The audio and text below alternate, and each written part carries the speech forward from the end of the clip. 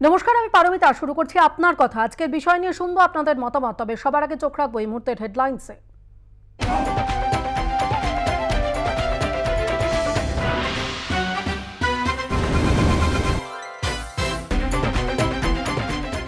অগ্নিগর্ভ অগ্নিপথ বিক্ষোভে প্রথম প্রাণহানি, সেকেন্দ্রাবাদ স্টেশনে পুলিশের গুলি।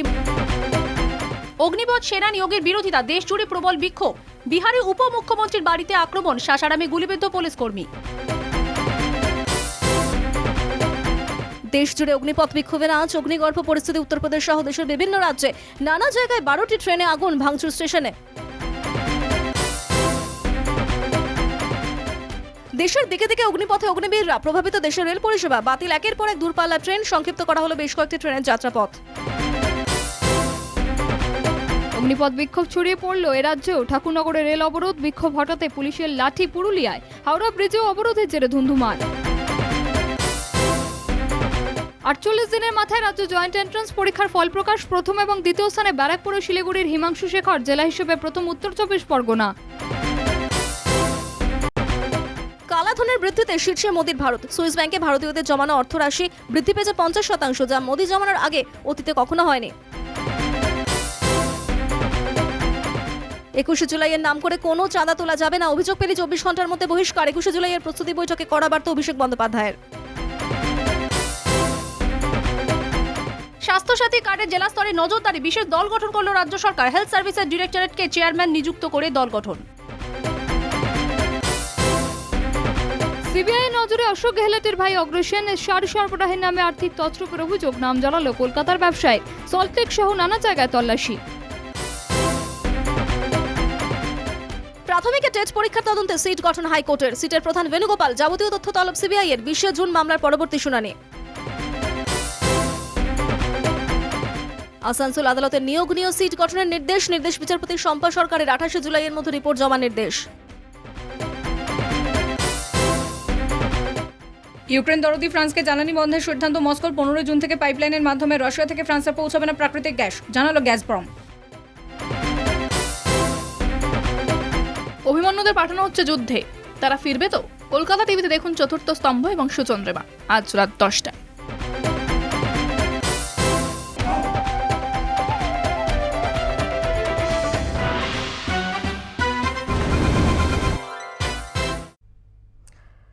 ভর্তি দো ইয়া আর্থি দো, হয় আমাদের চাকরি দাও, নয়তো শ্মশানের খাটিয়ায় তুলে দাও। অগ্নিপথ প্রকল্পের বিরোধিতায় এই স্লোগানেই পথে নেমেছিল বিহার। গত পরশু থেকে শুরু হওয়া বিক্ষোভ ক্রমে দেশের বিভিন্ন প্রান্তে ছড়িয়ে পড়েছে। গোটা হিন্দি বলার সঙ্গে আজ বাংলাতেও তার আঁচ পড়েছে। ভারতীয় সেনায় চাকরি প্রত্যাশীদের স্বপ্নভঙ্গ হয়েছে গত মঙ্গলবার প্রতিরক্ষা দফতরের নিয়োগ বিজ্ঞপ্তিকে কেন্দ্র করে। বিহার, উত্তরপ্রদেশ, মধ্যপ্রদেশ, উত্তরাখণ্ড, হরিয়ানা, দিল্লি, এমনকি জম্মুতেও ছড়িয়ে পড়েছে এই বিক্ষোভের আঁচ। চুক্তির ভিত্তিতে সেনায় নিয়োগের লক্ষ্যে কেন্দ্রীয় সরকার অগ্নিপথ প্রকল্প ঘোষণা করার কয়েক ঘন্টার মধ্যেই এই প্রতিবাদ আন্দোলন শুরু হয়ে যায়। অতি দ্রুত তা দেশের বিস্তীর্ণ এলাকায় ছড়াতে শুরু করে। বিজ্ঞপ্তি জারির 48 ঘন্টার মধ্যেই জাতীয় স্তরে সেই বিক্ষোভ সার্বিক বিদ্রোহের চেহারা নেয়। গতকাল হরিয়ানায় এক চাকরি প্রত্যাশী যুবক আত্মহত্যা করে, এমনটাই জানা গেছে। আজ অন্ধ্রপ্রদেশে রেল অবরোধ হঠাতে গিয়ে পুলিশের গুলিতে এক বিক্ষোভকারী নিহত হয়েছে। বিহারে একাধিক জায়গায় রেলের কামরায় আগুন ধরিয়ে দেওয়ার ঘটনাকে কেন্দ্র করে বিক্ষোভকারীদের সঙ্গে পুলিশের একেবারে খণ্ড যুদ্ধ বেঁধে যায়। ভস্মীভূত হয়েছে একাধিক ট্রেন। বিভিন্ন রাজ্যে রেল অবরোধের ফলে লোকাল এবং দূরপাল্লা ট্রেন চলাচলে বিঘ্ন ঘটে। এক কথায় দেশ জুড়ে লণ্ডভণ্ড পরিস্থিতি। অগ্নিপথ প্রকল্পের সম্ভাব্য অগ্নিবীরদের বিক্ষোভে এমনিতেই দেশের চাকরির বাজারে আকাল। কোভিড অতিমারিকালে বেকারত্বের হার আরও বহুগুণ বৃদ্ধি পেয়েছে। তার উপর জিনিসপত্রের অগ্নিমূল্য, মানুষের জীবনযাপন দুর্বিষহ হয়ে উঠেছে। যুব সমাজের এই চরম বেকারত্বের জ্বালা অসহনীয় হয়ে উঠেছিল।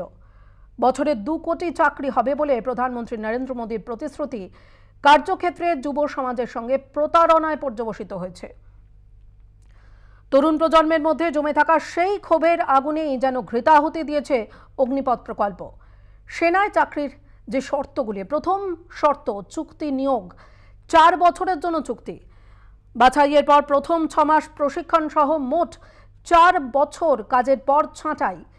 চুক্তিতে নিযুক্ত হওয়া সেনাদের 25%কে স্থায়ী সেনাবাহিনীতে নেওয়া হবে, কিন্তু বাকি 4 বছর শেষ থেকে 11.5 লক্ষ টাকা হাতে দিয়ে তাদের বিদায় জানানো হবে। খুব স্বাভাবিকভাবে বিক্ষোভকারীদের প্রশ্ন, সেনায় চাকরির প্রত্যাশায় প্রস্তুতি নেওয়ার পর এখন জানতে পারছে 4 বছরের চুক্তি, অর্থাৎ 4 বছর পর কিন্তু তারা বেকার হয়ে যাবে। স্বভাবতই তাদের পক্ষে এই শর্ত মানা সম্ভব নয়। দ্বিতীয়ত, চাকরি প্রার্থীর বয়সের সময়সীমা, যা অত্যন্ত স্পর্শকাতর বিষয়। 17 থেকে সর্বোচ্চ 21 বছর পর্যন্ত বয়স বেঁধে দেওয়া হয়েছিল অগ্নিপথ প্রকল্পের অগ্নিবীরদের জন্য। বিক্ষোভকারীদের অধিকাংশ এই বয়সের গেরোয় পড়ে সেনায় চাকরির আবেদনই করতে পারবে না। প্রতিরক্ষা মন্ত্রক অবশ্য দুদিনের আন্দোলনের চাপের মুখে পড়ে এই বয়সের সময়সীমা 21 থেকে বাড়িয়ে 23 করেছে, অর্থাৎ বয়সের ঊর্ধ্বসীমা এখন 23। তবে তাতেও ক্ষোভ কিন্তু এতটুকু প্রশমিত হয়নি। তার কারণ, বয়সের ঊর্ধ্বসীমা বৃদ্ধির ঘোষণার পরেও আজও উত্তাল হয়ে ওঠে, হিংস্র হয়ে উঠেছে বিক্ষোভ আন্দোলন। নতুন নতুন এলাকায় ছড়িয়ে পড়ছে অগ্নিপথ বিরোধীদের আন্দোলন। আন্দোলনকারী যুব সম্প্রদায় কতটা মরিয়া, বিহারের স্লোগানেই তা নিহিত রয়েছে। হয় চাকরি দাও, নয়তো শ্মশানের খাটিয়ায় তুলে দাও। ভর্তি দো ইয়া আর্থি দো। তরুণ সমাজ কতটা মরিয়া হলে এমন স্লোগান তারা বেছে নেয়।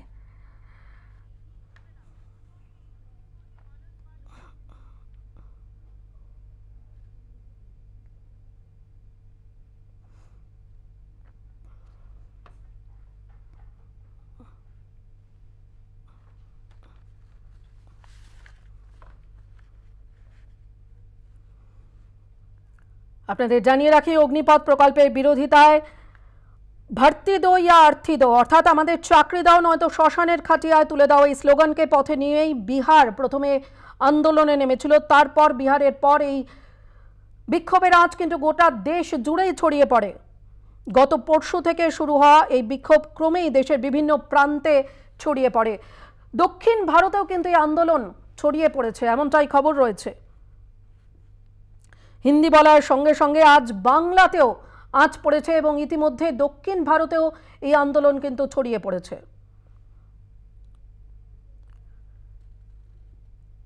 এক কথায় গোটা দেশ জুড়ে একেবারে লণ্ডভণ্ড পরিস্থিতি অগ্নিপথ প্রকল্পের সম্ভাব্য অগ্নিবীরদের বিক্ষোভে।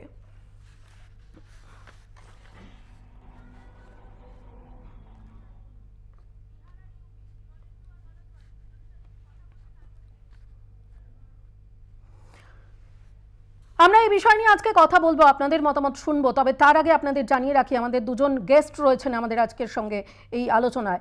প্রথমেই রয়েছেন আমাদের সঙ্গে মনোজ মনু, আমাদের ন্যাশনাল এডিটর। আপনাকে স্বাগত জানাই অনুষ্ঠানে, আপকা স্বাগত হ্যায়। আর রয়েছেন বিমলেন্দু মিশ্র, যিনি এবি নিউজে বিহার এবং ঝাড়খণ্ডের স্টেট হেড। আপকা ভি স্বাগত হ্যায়। আমি প্রথমেই একটু মনোজ মনুর কাছে যাব। আপনার কাছে আমার প্রথম যে প্রশ্ন থাকবে, आपके पास मेरा पहला जो सवाल है ये जो आंदोलन अभी चल रहा है, ये जो आंदोलन का आग अभी पूरे देश में फैल गई है, इसकी बैटन किस में हाथ में है, यही जानना चाहेंगे पहले। देखिए, सबसे बड़ा सवाल है कि बैटन तो इस वक्त जो आपको दिखाई दे रहे हैं वो देश भर के तमाम युवा जिनके हाथ में रोजगार नहीं है, जिनके हाथ में नौकरी नहीं है, और वो पिछले 2 साल से सेना में भर्ती की तैयारी कर रहे हैं, 3 साल से सेना में भर्ती की तैयारी कर रहे हैं। 2 साल से सेना में भर्तियां नहीं निकली हैं। सेना एक ऐसा डिपार्टमेंट है, ऐसा विभाग है जहां पर कि सबसे ज्यादा भर्तियां होती हैं, और वहां पर जो ग्रामीण इलाका है, जो पिछड़े इलाके हैं, वहां के युवा सबसे ज्यादा पार्टिसिपेट करते हैं।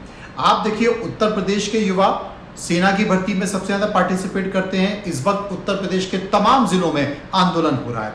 बिहार के युवा सेना की भर्ती में सबसे ज्यादा पार्टिसिपेट करते हैं। सबसे ज्यादा आंदोलन वहीं पर हो रहा है। मध्य प्रदेश में ये आंदोलन चला गया, ये आंदोलन उत्तराखंड में चला गया, ये आंदोलन दिल्ली में आ चुका। दिल्ली पुलिस ने कई लोगों के खिलाफ, अज्ञात लोगों के खिलाफ मामला दर्ज किया है। वजीराबाद में बड़ा हंगामा हुआ है, और इसके साथ साथ साउथ में, यानी कि उत्तर से दक्षिण तक और पूरब से पश्चिम तक धीरे धीरे सारे युवा इसमें निकल कर आ रहे हैं। अब आपने कहा कि बैटल किसके हाथ में है? बैटल तो युवाओं के हाथ में है जो रोजगार का इंतजार कर रहे हैं। इसके साथ साथ जो विपक्षी पार्टी हैं, चाहे वो कांग्रेस हो, आरजेडी हो, और जो बीजेपी के साथ खड़ी पार्टी हैं यानी कि जेडीयू ने भी स्पष्ट कह दिया है, जेडीयू के नेता जो कि एनडीए में शामिल हैं, नीतीश कुमार की पार्टी के नेता लल्लन सिंह ने कहा है कि बीजेपी सरकार को, एनडीए सरकार को इस पर दोबारा से विचार करना चाहिए। आम आदमी पार्टी, कांग्रेस या दूसरी तमाम अपोजिशन पार्टियां हैं, टीएमसी है, बीजेडी, तमाम पार्टियां वो केंद्र सरकार के फैसले को गलत मानती हैं। गलत क्यों मानती है? असल में बहुत समझदारी के साथ केंद्र सरकार ने इसमें प्लान किया। आपको याद होगा कि यूएस या दूसरे तमाम विदेशों में युवाओं के लिए 3 साल का कोर्स करना जरूरी है। 3 साल तक सेना में काम करना, 2 साल तक सेना में काम करना जरूरी है। उसी मॉडल को हिंदुस्तान में लागू करने की कोशिश की सरकार, केंद्र सरकार, मोदी सरकार के लिए सबसे बड़ा जो संकट है, सबसे बड़ा तनाव है, वो सेना की पेंशन है। पेंशन का बोझ सरकार नहीं उठा पा रही है, पेंशन का बोझ सेना नहीं उठा पा रही है, रक्षा मंत्रालय नहीं उठा पा रहा, बहुत बड़ा बोझ है। अब कौन से वो तरीके हो सकते हैं जिससे पेंशन के बोझ से बचा जाए? ये एक लिटमस टेस्ट की तरह केंद्र सरकार ने इस्तेमाल किया है। तमाम जो कानूनी जानकार हैं, तमाम जो डिफेंस के एक्सपर्ट हैं, वो ये कहते हैं कि युवाओं के लिए अच्छा है, उन्हें मौका मिलेगा। 4 साल में उनके पास 12 लाख रुपए होंगे, 12 लाख की उनको सैलरी मिलेगी, 7-8 लाख और मिलेंगे, 20 लाख रुपए का उनके पास एक फंड होगा जिससे वो अपना खुद का व्यवसाय शुरू कर सकते हैं। नंबर 1। कुछ का ये कहना है कि उनको दूसरे जो और अर्धसैनिक बल हैं, पैरामिलिट्री फोर्सेस हैं, उनमें इनको अवसर मिलेंगे। साथ ही बीजेपी रूलिंग स्टेट के कई सीएम्स ने अनाउंसमेंट किया इस बात को लेकर कि हाँ, हम लोग इनको वरीयता देंगे, यानी कि हम लोग इनको प्राथमिकता देंगे। हमारे यहाँ जितनी भी जो भर्तियां निकलेंगी उनको प्राथमिकता देंगे। तमाम कॉरपोरेट्स जो इंडस्ट्रियलिस्ट हैं, उन लोगों ने भी इस बात की घोषणा की है। उन लोगों ने भी कहा है कि हम कॉरपोरेट जगत के लोग इन युवाओं को मौका देंगे। लेकिन सबसे बड़ा सवाल है कि अगर मौका नहीं मिला तो क्या होगा? नौकरी नहीं मिली तो क्या होगा? आपको क्या लग रहा है मनोज जी, आपको क्या लग रहा है कि जुबा, क्या ये जो आपने जो बोला कि सरकार जो करना चाह रही है, वो क्या जुबा लोग समझ नहीं रहे हैं? क्योंकि ये जो पूरे देश में ये जो आग भड़की है, इससे लग रहा है कि जुबा लोग, ये जो आप बोल रहे हैं कि सरकार का ये जो प्रयास है, ये कन्विंस नहीं हो रहे क्या?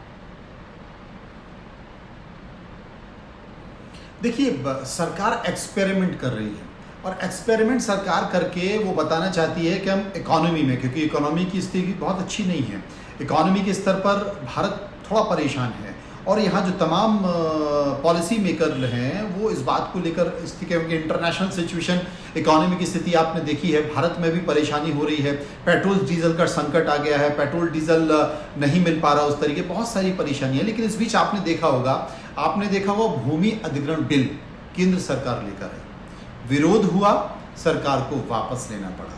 कृषि कानून केंद्र सरकार वापस लेके आई, कृषि कानून में विरोध हुआ, 1 साल बाद, 1.5 साल बाद वापस लेना पड़ा। और ये जो अग्निवीर की योजना है, इस योजना को भी केंद्र सरकार को वापस लेना पड़ेगा।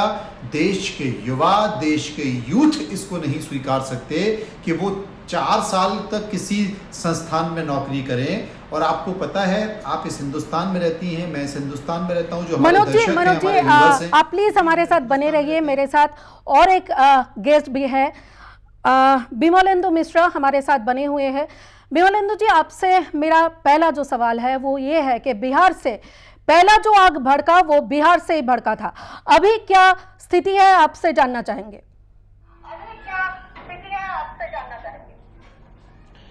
बिल्कुल, मैं आपको बता दूं कि बिहार और झारखंड की अगर हम तस्वीरों की बात करें तो भले ही अलग अलग जिले हैं, अलग अलग शहर हैं, अलग अलग कस्बा है, लेकिन तस्वीरें एक समान हैं। तस्वीरें ये हैं कि जिस तरीके से प्रदर्शनकारियों ने जो प्रदर्शन किया है, तो वो जो तस्वीरें हैं झारखंड के चाईबासा से लेकर बिहार के किशनगंज तक लगभग बराबर तस्वीरें हैं। 3 बातें हैं जिस पर मैं बड़ा अहम आपका ध्यान आकृष्ट करना चाहूंगा कि जिस तरीके से प्रदर्शनकारियों ने आज प्रदर्शन किया है पूरे बिहार झारखंड में, उससे कह सकते हैं कि अव्यवस्था नहीं, कह सकते हैं कि पूरी तरीके से जो लॉ एंड ऑर्डर की बात करेंगे, प्रशासन की बात करेंगे, वो पूरी तरीके से खत्म दिखाई दिया। दूसरी अहम बात क्या है, अभी जो अपडेट है कि बिहार में लगभग जो बिहार में लगभग 38 जो जिले हैं, 2 पुलिस जिला है, कुल मिला के 40 जो यहाँ पे जिले हैं, उसमें से लगभग आधे जिले में इंटरनेट सेवाएं, सोशल मीडिया वगैरह जो भी चीजें हैं उन सबको बंद कर दिया गया है।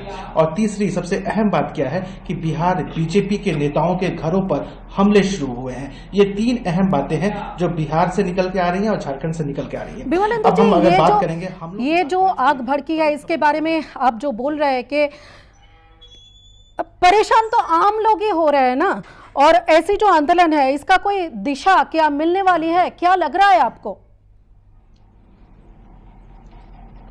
जिस तरीके से तस्वीरें ये बयां कर रही हैं उस तरीके से हम बता सकते हैं कि ये जो आग है अभी यहाँ ठंडा नहीं होने वाला है। जिस तरीके से प्रदर्शनकारी छात्र हैं और लगातार वो हमलावर हैं, लगातार वो सरकार के खिलाफ नारेबाजी कर रहे हैं, जो प्रदर्शन है वो रोड के स्तर पे है, और जो तमाम जो चीजें हैं वो बिहार और झारखंड से जो तस्वीरें आ रही हैं उससे कह सकते हैं कि सरकार की तरफ से अपील है। लेकिन कैसे, ये हम पक्के तौर पे बताएंगे कि नीतीश कुमार ने चीजों को संभालने में थोड़ा लेट कर दिया, हेमंत सोरेन ने संभालने में थोड़ा लेट किया। इसलिए मैं बता रहा हूं कि जो आप बता भी रही है कि ये जो आग है, ये जो आम लोगों का जो गुस्सा है, मैं दावे के साथ कहता हूं कि जो तस्वीरें हैं ये आग अभी शांत नहीं होने वाला है। और जब तक छात्रों को, प्रदर्शनकारी जो तत्व हैं, जो अराजक तत्व हैं, उनको सरकार की तरफ से कुछ गंभीर आश्वासन नहीं मिलता है, सरकार की तरफ से कुछ सांत्वना नहीं मिलता है, या सरकार की तरफ से विमलेंद्र जी, अब तक के लिए शुक्रिया। आप हमारे साथ बने रहिए, मनोज जी आप भी बने रहिए।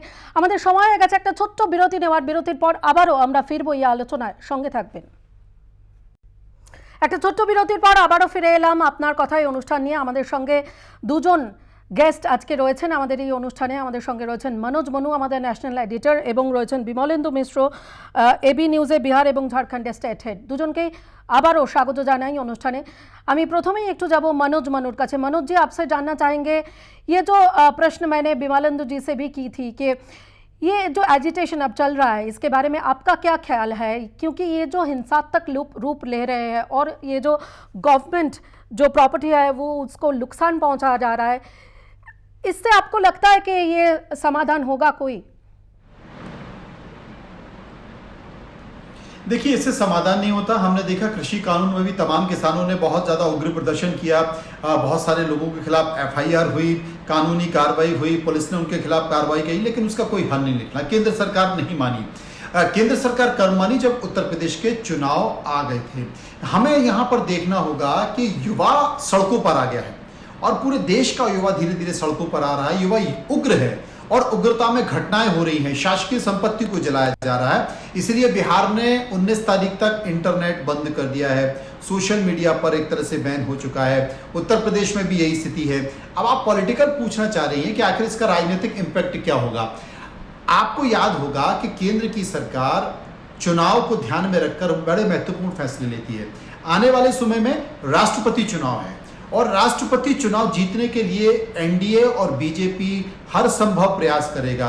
ऐसे में एनडीए का सहयोगी दल जो जेडीयू है, यानी कि नीतीश कुमार की पार्टी है, नीतीश कुमार की पार्टी के नेताओं ने यह कह दिया है कि केंद्र सरकार का यह निर्णय गलत है, इस पर दोबारा से विचार होना चाहिए। आम आदमी पार्टी ने भी कहा है कि युवाओं आपको क्या लग रहा है मनोज जी कि इसके बारे में सरकार क्या दोबारा कोई मतलब क्या सोच विचार करेंगे इस प्रकल्प को लेके?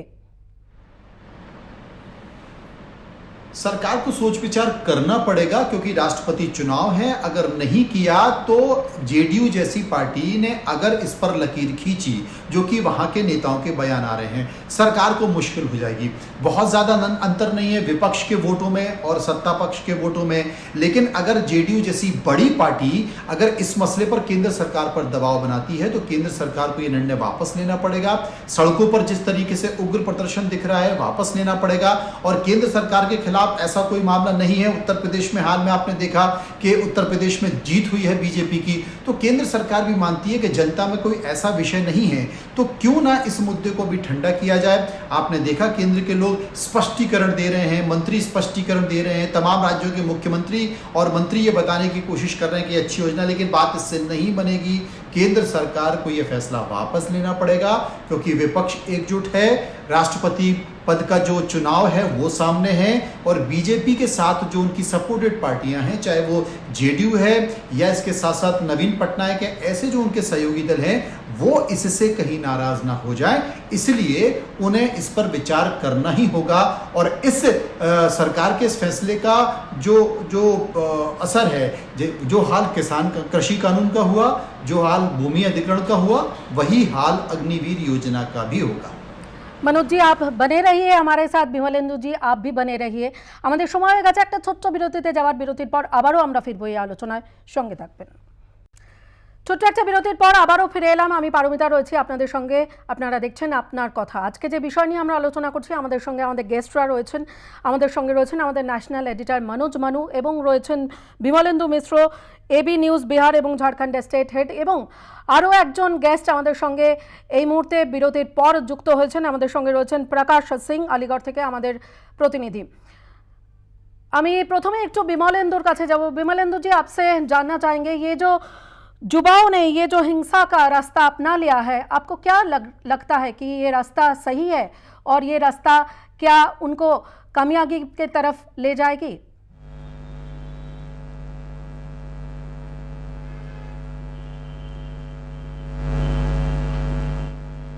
शहर की बात करें, हर एक कस्बे की बात करें, तो जो स्थिति है, जो तस्वीर है, वो कह सकते हैं काफी भयावह है। अराजक जो तत्व हैं वो लगातार हावी हैं और कह सकते हैं कि प्रशासन नाम की चीज नहीं है। नीतीश कुमार बैकफुट पे हैं, हेमंत सोरेन जो झारखंड के मुखिया हैं, सूबे के मुखिया हैं, वो भी बैकफुट पे हैं। और जिस तरीके से जो मांग है प्रदर्शनकारी छात्रों की, और लगातार ये जो मांग है हिंसक होती जा रही है, तो कह सकते हैं कि ये उनकी मांग कहीं से भी शायद जायज नहीं है, या अगर कुछ मांग है भी तो सरकार के सामने या सरकार की तरफ से जो भी बयान आ रहे हैं या जो भी चीजें आ रही है उसका इंतजार करना चाहिए। लेकिन जिस तरीके से हिंसा भड़क चुकी है दोनों राज्यों में, कह सकते हैं कि सिर्फ हिंसा भड़का नहीं है, जो इंटरनेट सेवाएं बंद कर दी गई हैं, जो बीजेपी नेताओं के घरों पर जो हमले शुरू हुए हैं, तो एक ये वानगी है कि आज जो हुआ है कल हो सकता है जो तस्वीर हो इससे भी ज्यादा भयावह हो, तस्वीर इससे भी कुछ अलग हो, तस्वीर इससे भी ज्यादा खतरनाक हो। तो कह सकते हैं ये जो रास्ता है कहीं से भी ठीक नहीं है। और जो प्रदर्शनकारी छात्र हैं उनको पुलिस की तरफ से बार बार चेतावनी दिया जा रहा है, सरकार की तरफ से चेतावनी दिया जा रहा है, और कह सकते हैं कि कल का जो दिन है वो हो सकता है कुछ और भी अलग तरीके की जो तस्वीरें हैं वो बिहार और झारखंड से देखने को मिले। विमलेंदु जी, आपसे और एक सवाल है मेरा, आपको क्या लगता है कि सरकार इस बारे में सोच विचार करेगी फिर से?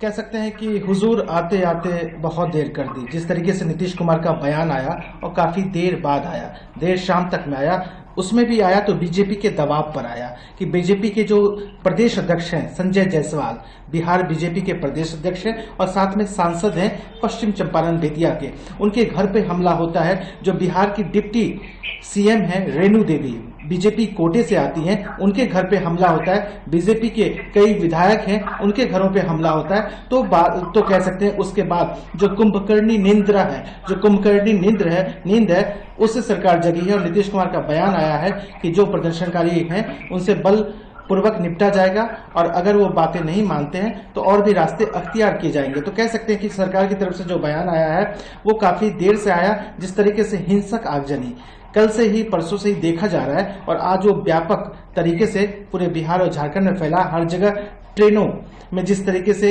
जो ट्रेनों को आग के हवाले किया गया, कितनी एक्सप्रेस ट्रेनें, फास्ट ट्रेनें आग के हवाले हो गई, जल के खाक हो गई। और यही नहीं, ट्रांसपोर्ट की बात करें, रोड ट्रांसपोर्ट की बात करें या अन्य जगहों की भी बात करें, तो चाहे कोई बिल्डिंग हो, ट्रेन हो या कोई भी सरकारी संपत्ति हो, लगातार उसका नुकसान पहुंचा है। बिहार में नहीं, झारखंड में ही, हर जगह जो भी तस्वीरें हैं दोनों राज्यों में। तो कह सकते हैं कि सरकार की तरफ से जो बयान आया है वो काफी देर से आया है। दोनों सूबों की हम बात कर रहे हैं, और अगर सरकार की तरफ से बयान पहले आया होता तो स्थिति कुछ इतनी भयावह नहीं होती। लेकिन अब जब सरकार की तरफ से बयान आया है तो देखते हैं कि प्रदर्शनकारी की तरफ से, हालांकि ट्रेन और जो बसें हैं उनको रद्द कर दिया गया है और लगभग नामात्र की ट्रेनें चल रही हैं बिहार और झारखंड में। तो देखने वाला ये होगा कि जो सरकार की तरफ से बयान आया है वो कितना लेट आया है और इसका कितना असर होता है प्रदर्शनकारियों पे। कल का दिन काफी अहम है। जी জি শুক্রিয়া বিমলেন্দু জি। আমরা আবারও যাব আমাদের ন্যাশনাল এডিটর मनोज মানুর কাছে। मनोज जी आप बने रहिए हमारे साथ। তার আগে আমরা একটুখানি জেনে নেব আলিগড় থেকে আমাদের প্রতিনিধি রয়েছেন প্রকাশ সিং। আমরা একটু প্রকাশের কাছে যাব। प्रकाश जी आपसे जानना चाहेंगे कि अभी क्या स्थिति है। मैं आपको बता दूं जिस तरीके से अलीगढ़ में कल 2 थाना क्षेत्रों में अग्निपथ योजना का युवाओं ने विरोध किया था, विरोध के चलते तोड़फोड़ और आगजनी भी हुई थी।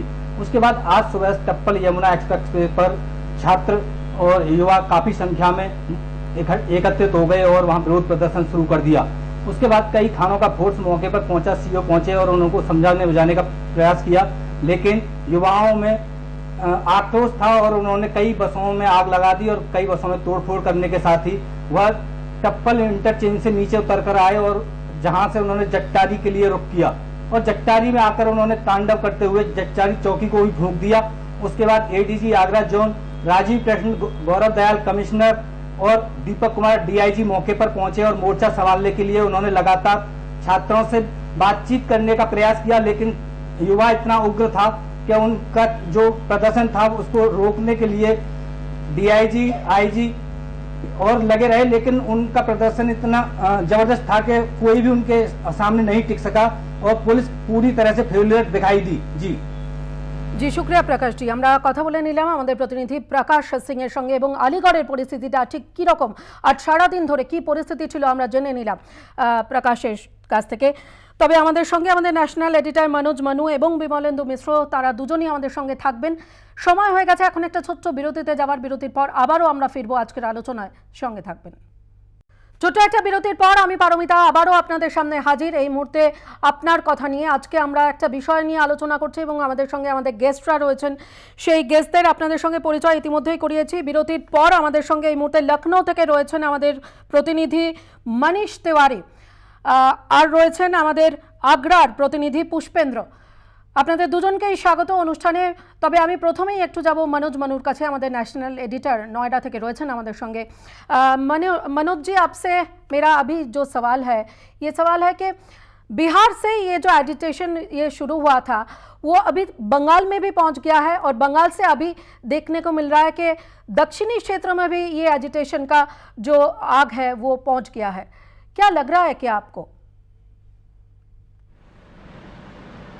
देखिए, रोजगार यानी कि एम्प्लॉयमेंट ये पूरे देश की समस्या है और जिस तरीके से केंद्र की सरकार ने रोजगार को लेकर वादा किया था, हर साल 2 करोड़ रोजगार दिए जाएंगे, वो रोजगार मिल नहीं पाए।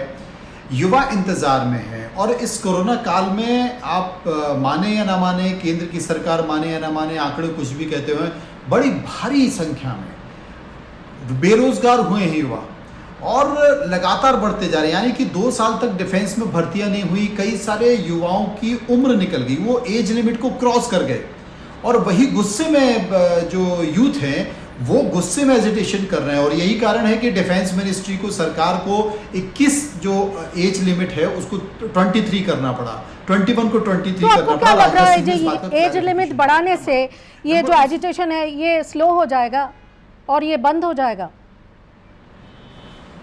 देखिए, डिफेंस मिनिस्ट्री बोल चुकी है, सेना बोल चुकी है कि जो भर्ती की प्रोसेस चल रही थी वो खत्म हो गई है, अब हम फ्रेश भर्तियां करेंगे। तो अब सबसे बड़ी सवाल है कि आपके पास भर्तियां हैं कहां और जो भर्तियां आप करने जा रहे हैं, ये जो डिसीजन था इसके ठीक पहले नरेंद्र मोदी ने ये कहा था कि अब केंद्र सरकार के तमाम लोगों को ये निर्देश दिए थे, जितनी भी मिनिस्ट्रियां हैं जहां पर भी पेंडेंसी पड़ी हुई है, 10 लाख रोजगार की भर्ती की जाए अगले 6 महीने में, क्योंकि उनको ये स्कीम लॉन्च करनी थी। सबसे बड़ा सवाल है, आप भी इसी हिंदुस्तान में रहते हैं, हिंदुस्तान में एक सिस्टम है कि जैसे ही लड़के की जॉब लगती है, लड़के की या लड़की की जॉब लगती है, उनके घर वाले, उनके फैमिली के लोग उनकी फैमिली प्लानिंग की बात करने लगते हैं, कि शादी की बात करने लगते हैं, बच्चे के रिश्ते आने लगते हैं। लेकिन यहाँ बच्चे के रिश्ते क्यों आएंगे? क्योंकि वो सिर्फ 4 साल के लिए है और 4 साल के लिए अगर कोई यूथ, लड़की या लड़का नौकरी में जाता है तो उसका आगे का क्या होगा? उसका फ्यूचर तो है ही नहीं है। और हमारी जो हिंदुस्तान की एक जो संस्कृति है कि जिस लड़के की जॉब लग गई उसके रिश्ते आने लगते हैं शादी के लिए, और जिसकी नहीं लगी है उसके नहीं आने लगते हैं। तो आप इसको एक सामाजिक सरोकार से कनेक्ट करके देखिए। तो सरकार ने उनको अधर में छोड़ दिया। तमाम डिफेंस एक्सपर्ट इस बात का जिक्र कर रहे हैं के लड़के ट्रेंड हो जाएंगे और उनको करीब 20 लाख रुपए, केंद्र के तमाम जो मंत्री जो स्टेटमेंट दे रहे हैं कि उनको इन 4 सालों में 20 लाख रुपए मिलेगा, यानी कि 7 लाख रुपए उनकी सेविंग होगी, 12 लाख रुपए सरकार देगी, 20 लाख रुपए उनके पास होगा, बिजनेस कर सकते हैं। कितने लोग बिजनेस कर रहे हैं? सरकार की तमाम सारी योजनाएं हैं, सरकार सस्ते लोन दे रही है, मुद्रा लोन है, एमएसएमई में बहुत सारे हैं, तमाम जो गवर्नमेंट की स्कीम्स हैं उसमें सब्सिडी है 40%, 30% सब्सिडी। कितने यूथ जो बिजनेस कर रहे हैं? और इतनी लचर व्यवस्था है, इतना सिस्टम इतना के है कि आपको अगर बैंक से लोन लेके जाना है, तमाम सारे न्यूज़पेपर्स में हम लोग खबर पढ़ते हैं कि बैंक लोन नहीं दे रहे, क्योंकि बैंकों को ये डर है कि उनका लोन डूब जाएगा। बेरोजगारों को लोन देंगे, लोन डूब जाएगा। 10,000 रुपए तक के लोन नहीं मिल रहे लोगों को, आप लाखों के लोन कैसे दे सकते हो? नंबर सबसे बड़ा सवाल है। और हमारी देश की मानसिकता है, यूथ की मानसिकता है कि वो सिक्योर जॉब करना चाहता है, इसलिए प्राइवेट जॉब की बजाय वो गवर्नमेंट जॉब चाहता है। बिल्कुल, ये सबसे बड़ा सवाल है और सरकार को इस निर्णय को वापस लेना पड़ेगा, वरना यूथ की नाराजगी का सामना करना पड़ेगा। जी शुक्रिया मनीष जी, आप हमारे साथ बने रहिए। আমরা আমাদের সঙ্গে মনীষ তিওয়ারি এবং পুষ্পেন্দ্র, আমাদের দুই প্রতিনিধি এখনও রয়েছেন লখনৌ এবং আগ্রা থেকে। আমরা এদের দুজনের কাছে আসবো, তবে এখন সময় হয়ে গেছে একটা ছোট্ট বিরতিতে যাওয়ার। বিরতির পর ফিরবো এবং শুনবো যে লখনৌ এবং আগ্রার এই মুহূর্তের কি পরিস্থিতি। একটা ছোট্ট বিরতির পর আবারও ফিরে এলাম। এই মুহূর্তে আমার সঙ্গে 3 জন অতিথি রয়েছেন।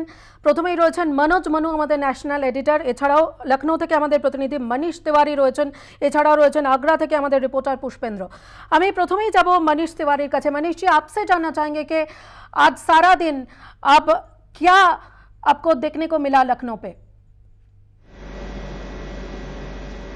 जी, जिस प्रकार से केंद्र सरकार के द्वारा जो है जो सेना भर्ती को लेकर के जो स्कीम आई, स्कीम के दौरान कल तो जरूर ये देखने को मिला कि शांतिपूर्वक धरना हुआ, लोग छात्रों ने प्रदर्शन किया, लेकिन आज सुबह से ही जहां देखा जा सकता है कि उत्तर प्रदेश के करीब 30 जिलों में छात्रों के द्वारा काफी उपद्रव किया गया, जिसमें कम से कम 5 से 6 जिले ऐसे थे जहां पर काफी छात्रों ने नुकसान पहुंचाया। कई ट्रेनों को उनके द्वारा जला दिया गया, साथ ही कई बसों को फूंक दिया।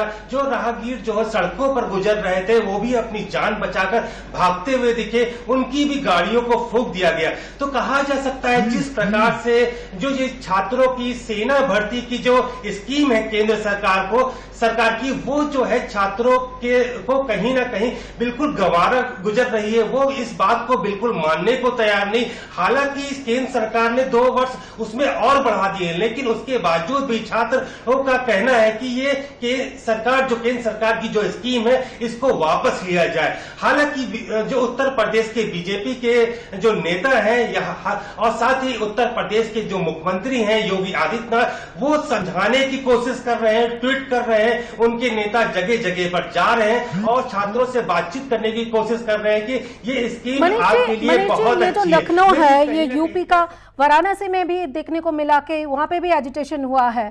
यहाँ पे तो बीजेपी का एकदम स्ट्रॉन्ग होल्ड है, फिर भी उसके बावजूद भी इतने सारे एजिटेशन वहाँ पे हो रहा है और ये एंटी वो जो वायलेंट जो मूवमेंट है वो तो वायलेंट मूवमेंट हो रहा है।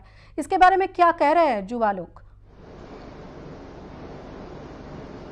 जी बिल्कुल, यहाँ पर अगर देखा जाए तो उत्तर प्रदेश की जो पुलिस है या पुलिस प्रशासन जो है, जो हाल ही के दिन में आपने देखा होगा कि निपुण शर्मा की वजह से काफी उपद्रव कई दिनों से चल रहा है, जिसमें पुलिस प्रशासन उसमें लगा हुआ था। जिस प्रकार से इसी बीच जो है केंद्र सरकार की ये स्कीम जो सेना की में भर्ती को लेकर स्कीम आनी, वहीं पर छात्रों का उपद्रव भी साथ में देखने को मिला। ये उम्मीद जो है उत्तर प्रदेश की सरकार को उम्मीद नहीं थी कि छात्र इस प्रकार से प्रदर्शन करेंगे कि उनको हम रोकथाम नहीं पाएंगे। यहाँ के जो आला अधिकारी ये जरूर कहते रहे कि हमने उन पे कंट्रोल कर रखा है, छात्रों को उपद्रव पर रोक लगा रखी है, लेकिन ये नजारा देखने को नहीं मिला। छात्र अपनी मनमानी करते रहे, जो चाहते थे वो करते रहे, पुलिस के ऊपर पथराव करते रहे, जिन गाड़ियों को वो फूंकना चाहते थे उन गाड़ियों को फूंकते रहे और किसी प्रकार की कोई रोकथाम जो है पुलिस प्रशासन नहीं कर सका। जी শুক্রিয়া মনীষ জি। আমরা আরও একটা ছোট্ট বিরতিতে যাব, তবে আমাদের সঙ্গে যে অতিথিরা রয়েছেন তারা সকলেই আমাদের সঙ্গে থাকবেন। একটা ছোট্ট বিরতি, দেখা হচ্ছে তারপর সঙ্গে থাকবেন। আপনার কথার একেবারে শেষ পর্যায়ে আমরা চলে এসেছি। আমাদের সঙ্গে আমাদের দুজন গেস্ট রয়েছেন এই মুহূর্তে, আগ্রা থেকে পুষ্পেন্দ্র এবং আমাদের ন্যাশনাল एडिटर नोएडा থেকে मनोज मनु। আমি প্রথমেই একটু पुष्पेंद्र কাছে চলে যাব। पुष्पेंद्र जी, आपसे जानना चाहेंगे कि सारा जो दिन आज ये आपका आगरा में क्या छवि आपको देखने को मिला? देखिए फरोमी, तो मैं आपको बताना चाहूँगा, सुबह प्रशासन जुमे की नमाज को पूरी तरह से शांतिपूर्ण बनाए रखे को लेकर जो है वहाँ प्रशासन लगा हुआ था। उसी दौरान कुछ 2 दर्जन से ज़्यादा युवक जो है आगरा के ग्वालियर मार्ग पर पहुँचते हैं, वहाँ पर जाम लगाने की कोशिश करते हैं और प्रशासन जैसे ही वहाँ पहुँचता है, पुलिस प्रशासन वहाँ पहुँचता है, उसके बाद उसको देखकर जो है युवा एकदम उग्र हो जाते हैं और आक्रोश में आकर पुलिस की गाड़ियों पर पथराव करते हैं। वहाँ पर जो फिर आनंद में जब आगरा एसएसपी को मालूम पड़ता है, वहाँ पर भारी संख्या में पुलिस फोर्स वहाँ पर भेजा जाता है। उसके बाद स्थिति को तनावपूर्ण वहाँ देखते हुए वहाँ पर जो युवा वहाँ पर जो प्रदर्शन कर रहे थे उनको खदेड़ा जाता है वहाँ पर और करीब 1 दर्जन से ज़्यादा युवाओं को वहाँ पर हिरासत में लिया गया है। और आगरा एसएसपी का फिलहाल कहना यह है कि जो युवा वहाँ पर प्रदर्शन कर रहे थे वो युवा जो पढ़ने लिखने वाले আমরা কথা বলে নিলাম, আমরা জেনে নিলাম আগ্রার ছবিটা। আমরা चले जाबो एबार हमारे नेशनल एडिटर मनोज मनुर काছে। मनोज जी, आपसे मेरा जो सवाल है वो ये है कि अभी जो एजिटेशन हो रहा है वो देखने को मिल रहा है कि बीजेपी पार्टी ऑफिस में भी तरह तरह के हमला हो रहे हैं, तो ऐसा तो लग रहा है कि ये जो अभी एजिटेशन चल रहा है ये एंटी बीजेपी हो गया है। आपको क्या ख्याल है?